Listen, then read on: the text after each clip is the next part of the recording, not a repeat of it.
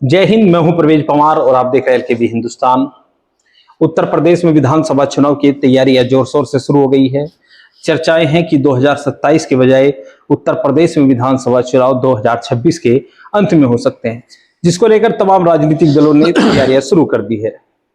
Azad Samaj party भी 2026 या 27 में होने वाले विधानसभा चुनाव की तैयारियों में जोर शोर से जुट गई है। सत्ता परिवर्तन यात्रा आजाद समाज पार्टी के राष्ट्रीय अध्यक्ष और नगीना से सांसद चंद्रशेखर आजाद निकाल रहे हैं और इस यात्रा का केंद्र मेरठ जनपद की हस्तिनापुर विधानसभा रहने वाली है। इसको लेकर हम चर्चा करेंगे। कुंवर देवेंद्र सिंह जो आसपा के वरिष्ठ नेता हैं, इनसे चर्चा करेंगे कि 2027 या 26 में जो उत्तर प्रदेश का विधानसभा चुनाव होगा उसको लेकर आजाद समाज पार्टी की किस तरह की रणनीति है। सबसे पहले तो कुंवर साहब आपका स्वागत है। आपका स्वागत है परवेज भाई, आपके पत्रकारों का भी, आपका भी। कुंवर साहब, उत्तर प्रदेश विधानसभा चुनाव को लेकर तमाम राजनीतिक दल सक्रिय हैं। आपकी पार्टी भी उत्तर प्रदेश के विधानसभा चुनाव के मद्देनजर एक सत्ता परिवर्तन यात्रा निकाल रही है। उसको लेकर आपकी पार्टी की किस तरह की तैयारी है?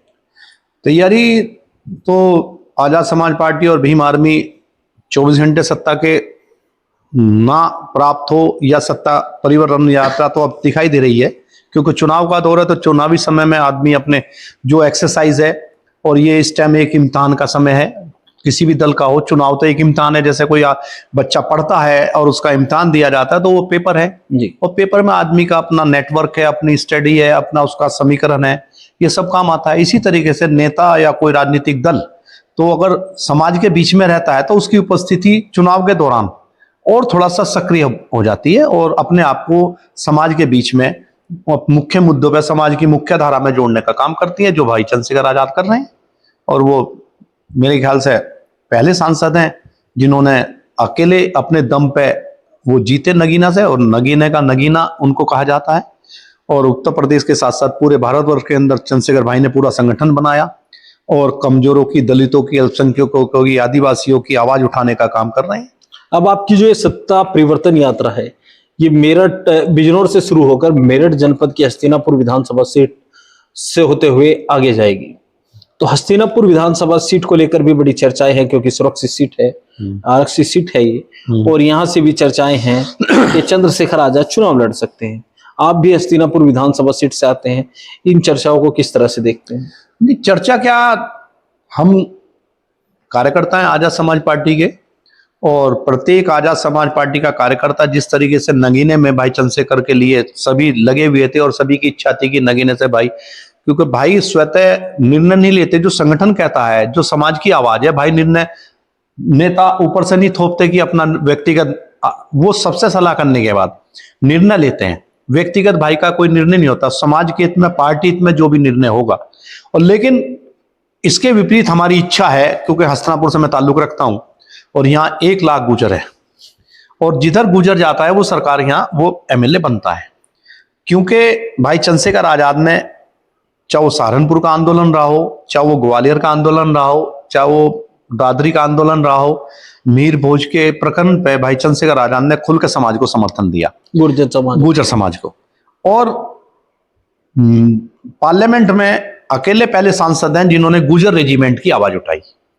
तो हमारा भी फर्ज बनता है, जो हमारी समाज की आवाज उठा रहा है, जो हमारी हिस्सेदारी देने के लिए कह रहा है और वो प्रैक्टिकल दिख रहा है, तो समाज का भी फर्ज बनता है, हमारा भी फर्ज बनता है कि ऐसे नेता को, आवाज को मजबूत करें।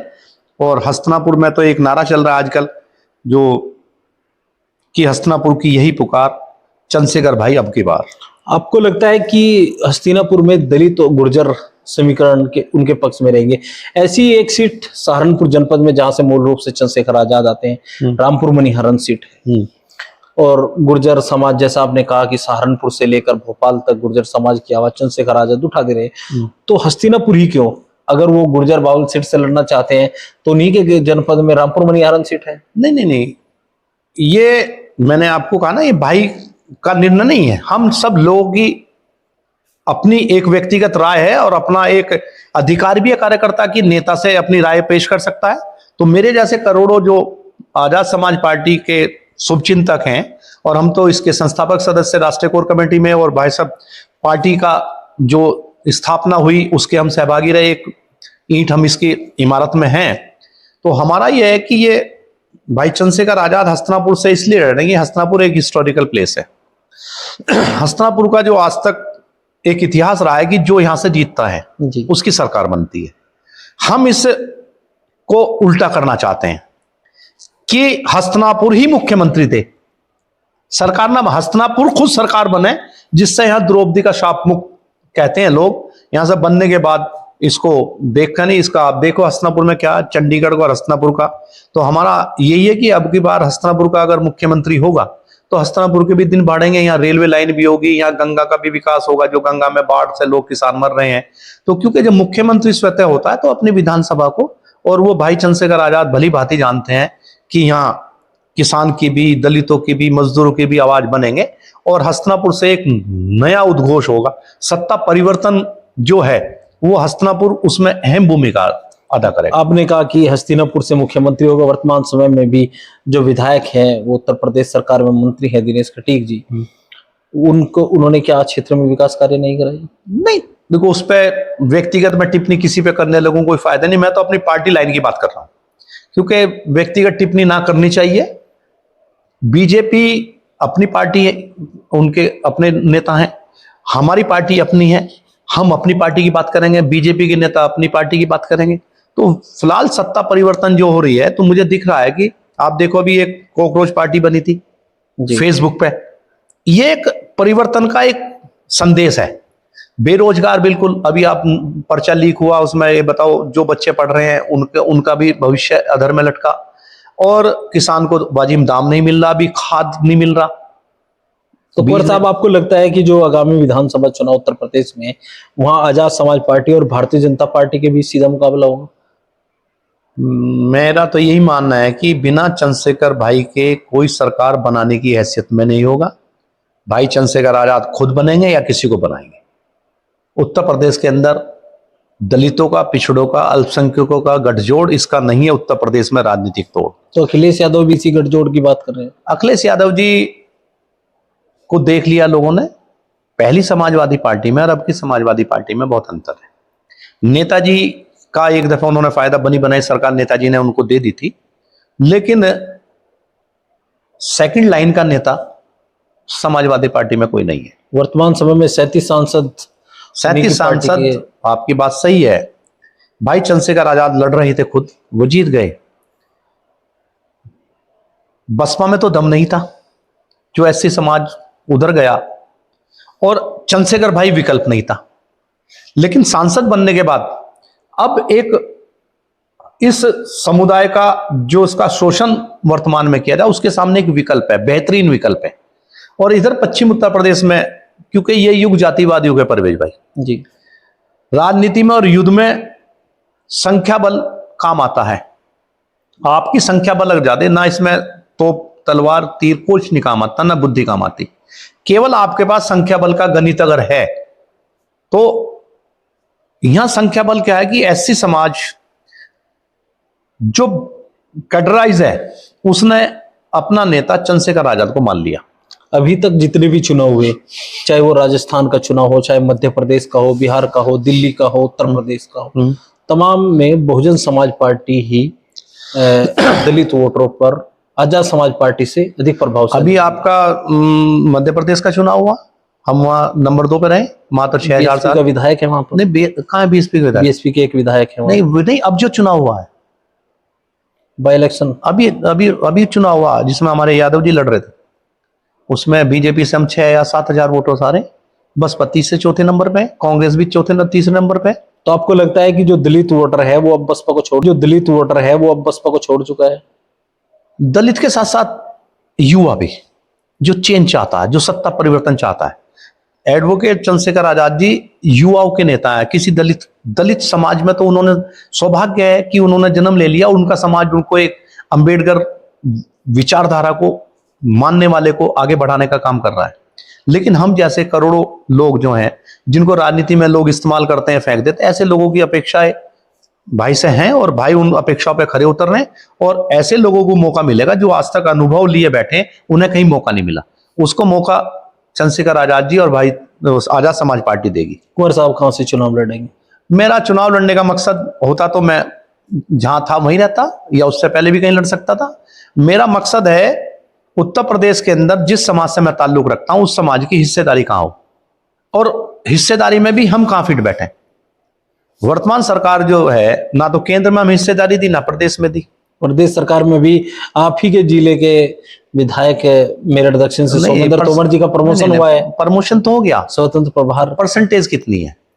जो हमारे समाज के साथ साथ बराबर में दूसरा भी किसान वर्ग है, उस वर्ग का क्षेत्रीय अध्यक्ष, प्रदेश अध्यक्ष, आपके राज्यपाल, उपराष्ट्रपति, ये है। हम लोग एक राज्य मंत्री स्वतंत्र प्रभार पर ही खुश हैं, और वो भी अब चुनाव के नजदीक आगे दिया जा रहा। और मैं कहा करता हूं, परवेज भाई आप भी कोई पत्रकार है, सब समाज में देखते हैं, विचारधारा के विपरीत अगर दोस्ती करोगे, रिश्तेदारी करोगे या किसी पार्टी में जाओगे तो आप ज्यादा दिन टिक नहीं पाएंगे।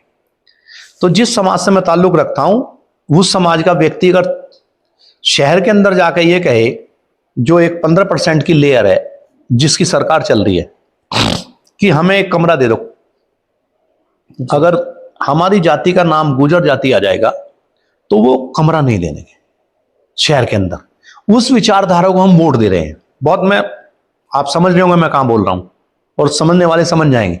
उस विचारधारा को हम केवल हिंदू बनाम मुसलमान पे एक हमें लड़ाया जा रहा है, और वो विचारधारा हमें इस्तेमाल कर रही है, हिस्सेदारी नहीं दे रही। लेकिन इसके विपरीत अगर एससी समाज के अंदर और मुस्लिम समाज के अंदर गुर्जर समाज का कोई भी बच्चा जाएगा, जी हमें कमरा दे दो, पूरा मकान खोल देंगे। तो हम उस विचारधारा को खत्म करना चाहते हैं जो धर्म से धर्म को लड़ाती है, जाति से जाति को लड़ाती है, जो संविधान को मानने वाला व्यक्ति है। कौन लोग है वो जिनकी आप बात कर रहे हैं? वो बोलने में समझ जाएंगे। कोई एक विचारधारा है, 15% विचारधारा, वो 85% को इस्तेमाल करती है। उस 85% में भी हमें भी इस्तेमाल किया जाता है। हम वोट भी देते हैं, सपोर्ट भी देते हैं, लेकिन राजनीतिक हिस्सेदारी नहीं दी जाती। जो आदमी अपने मकान में वो विचारधारा एक कमरा ना दे तो हमें राजनीतिक हिस्सेदारी क्या दे दे? ये बहुत कड़वा सत्य है। हम अगर उल्टे, मैं आपको बता रहा हूं, एससी और माइनॉरिटीज के यहां जाएंगे तो शहर में पूरा मकान दे देंगे।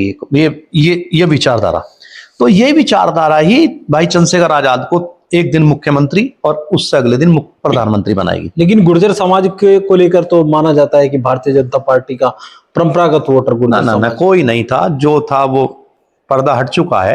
पूरे 5 साल हमें मीर भोज की तख्ती पकड़ा दी, हमें एक आंदोलन दे दिया, उन आंदोलन पर लाखों युवाओं ने एनर्जी लगाई, और क्या एक मूर्ति बनाने से समाज का विकास हो जाएगा? समाज का विकास जब होगा जब हमें हिस्सेदारी दी जाएगी। मूर्ति का काम तो बीजेपी भी कर रही है, एक राम की मूर्ति बना रहा है, एक कृष्ण की मूर्ति बना रहा है। मूर्तियों से विकास नहीं होगा। धरातल पे हिस्सेदारी चाहिए, जितना परसेंटेज, जितनी इसकी हिस्सेदारी उतनी उसकी भागीदारी। तो आजाद समाज पार्टी गुर्जर समाज को कितनी हिस्सेदारी देने जा रही है? आजाद समाज पार्टी मेरे ख्याल से आज तक जिस किसी भी पार्टी में गुजर रहे होंगे, कोई इतनी हिस्सेदारी नहीं दे सकता जितनी आजाद समाज पार्टी और भाई चंद्रशेखर आजाद दे सकते हैं। उदाहरण आपको बता रहा हूं, आजाद समाज पार्टी में जब ये स्थापना हुई, इसके 4 राष्ट्रीय कोर कमेटी के सदस्य थे, 15 या 16 मेंबर थे कुल। उनमें से 4 रविंद्र भाटी जी, हम, बॉबी गुजर जी और अमित गुजर जी। किसी भी अमित कसाना जी। अब किसी भी पार्टी में मैं बता दूं, राष्ट्रीय कोर कमेटी में एक भी गुजर हो, राष्ट्रीय कोर कमेटी जहां डिसीजन पावर होती है, जैसे कांग्रेस वर्किंग कमेटी के 13 मेंबर हैं, तो 12 थे, 11 थे, शायद 13वें मेंबर काजी साहब बनाए थे रशीद मसूद। एक बाइलाज में चेंज किया था, 10-11 मेंबर से फालतू नहीं हो सकते जैसे मुझे याद, लेकिन एक मेंबर बढ़ाने के लिए बाइलाज चेंज करना पड़ा, तो उसमें काजी रशीद मसूद साहब को बनाया था। बसपा के अंदर नहीं है, सपा के अंदर नहीं है, कांग्रेस के अंदर नहीं है। हमारे पायलट साहब हैं, बताइए आप, लाठी डंडे राजस्थान में पायलट साहब खा रहे हैं, मुख्यमंत्री गहलोत जी बन रहे हैं। हमने नारे भी लगाए थे, आप एआईसीसी में आपने देखा होगा जी।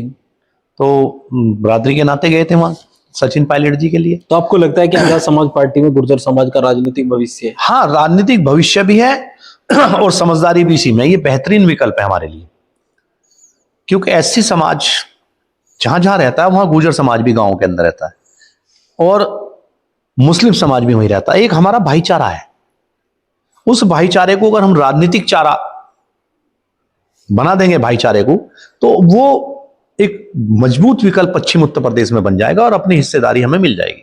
आपने कहा कि गुर्जर और जो एससी वर्ग, दलित वर्ग में हाँ जी। भाईचारा है, हाँ जी। लेकिन सहारनपुर जनपद में बीते 1 से 2 महीने में 3 से 4 घटनाएं इस तरह की हुई घटना तो भाई भाइयों के बीच भी हो रहा है, डोल पे और भी भाई। आपकी पार्टी के लोग उसमें धरना प्रदर्शन। नहीं, पार्टी नहीं, व्यक्तिगत हो सकता है, आदमी कोई दे दे, उसकी मानसिकता व्यक्तिगत है। अब ये तो राष्ट्रीय प्रवक्ता ने भी बयान दे दिया कि हमारे जाट समाज के लिए कितना भद्दा, कायदे में राष्ट्रीय अध्यक्ष को, नेतृत्व को उस पर संज्ञान लेना चाहिए था। इसका मतलब वो भी समर्थन है उसके। जी, दोनों समाज को कटघरे में, हमारी माताओं बहनों को कटघरे में खड़ा कर दिया उस शख्स ने, और वो राष्ट्रीय प्रवक्ता है, और राष्ट्रीय प्रवक्ता के खिलाफ कोई कार्रवाई राष्ट्रीय अध्यक्ष कर नहीं रहा। इसका मतलब मेरे परिवार का बच्चा कोई गलती करेगा और मैं गलती करूंगा, मेरे पिताजी डांटते नहीं, मुझे पनिशमेंट ना दे, तो इसका मतलब मेरे पिताजी या मेरे परिवार का हेड भी मेरे साथ शामिल है।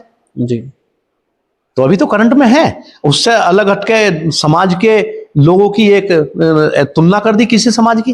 कोई समाज बुरा नहीं है, आदमी बुरा हो सकता है। मैं कुंवर देवेंद्र सिंह, देवेंद्र नाम के कितने लोग होंगे? जी, इसी तरीके से समाज कोई बुरा नहीं है, समाज के अंदर कुछ लोग बुरे हो सकते हैं। तो मेरा तो ये मानना है।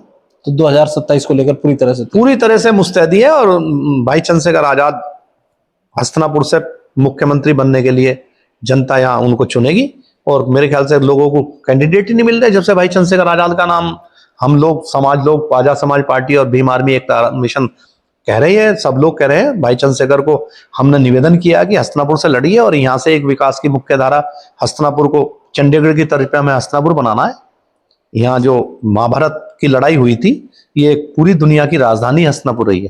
तो जैसे पांडवों की और कौरवों की यहाँ लड़ाई हुई है, न्याय की और अन्याय की, और न्याय की जीत हुई है, सत्य और असत्य की लड़ाई हुई है। यहाँ से जिसकी कसम खाते हैं गीता में, यहाँ कृष्ण भगवान उन्हें कहा जाता है, एक योगी पुरुष कहा जाता है, उन्होंने एक गीता दी, तो वो भी हस्तिनापुर से उत्पत्ति, जिसकी आप कोर्ट में कसम खाते हैं। आज भी मैं गीता पे कसम खाता हूं, तो वो भी यहीं की उत्पत्ति है। ये पहचान अपने आप में। और भाई चंद्रशेखर आजाद के यहाँ लड़ने से हस्तिनापुर इंटरनेशनल लेवल पे, ये नहीं है कि भाई को फायदा है, हस्तिनापुर के लोगों को भी फायदा है, क्योंकि ये युग इस टाइम सोशल मीडिया का युग है। और भाई चंद्रशेखर को पूरी दुनिया में, आप विदेश में देखा होगा भी कितने लोग आतुर थे, एक फॉलोअर्स बहुत हैं भाई के, करोड़। तो वो सब ललायत होंगे हस्तिनापुर के जानने के लिए। और जब भाई चंद्रशेखर आजाद पार्लियामेंट में जैसे उठा रहे हैं, विधानसभा के अंदर हस्तिनापुर की आवाज उठाएंगे, हस्तिनापुर के विकास की बात करेंगे, तो ये हस्तिनापुर इंटरनेशनल नेशनल लेवल पर, जो कभी महाभारत कालीन में था, तो वो उसी स्टेज पे भाई चंद्रशेखर के लड़ने से ये हॉट सीट होगी, और इसका जो प्रचार प्रसार होगा पूरी विश्व के अंदर होगा। तो हमारे साथ आजाद समाज पार्टी के वरिष्ठ नेता कुंवर देवेंद्र सिंह जी से, जिनसे हमने चर्चा की। इस वीडियो में बस इतना ही। आगे के अपडेट के लिए बने रहिए एलके हिंदुस्तान। धन्यवाद आपका भाई। जय हिंद।